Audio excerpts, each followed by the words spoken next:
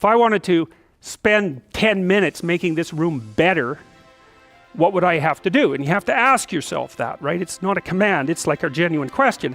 And things will pop out in the room that you like, there's a stack of papers over there that's kind of bugging you, and you know that maybe a little order there would be a good thing, and there's some rubbish behind your computer monitor that you haven't attended to for like 6 months, and the room would be slightly better if it was a little less dusty and the cables weren't all tangled up the same way. And like, if you allow yourself just to consider the expanse in which you exist at that moment, there'll be all sorts of things that'll pop out in it that you could just fix.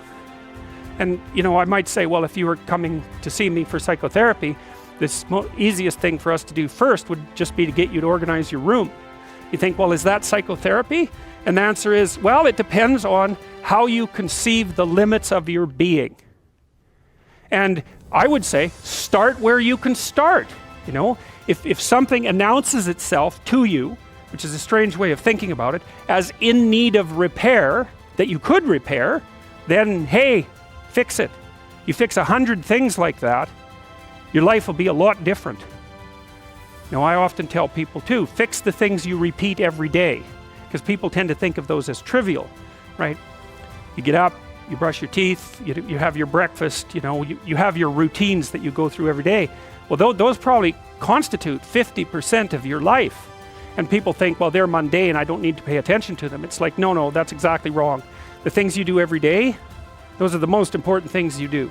Your mind is a very strange thing. As soon as you give it an aim, a genuine aim, it'll reconfigure the world in keeping with that aim. That's actually how you see to begin with.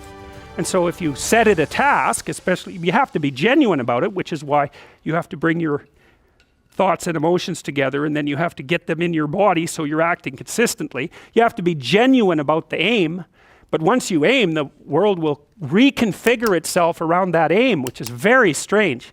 And it's technically true.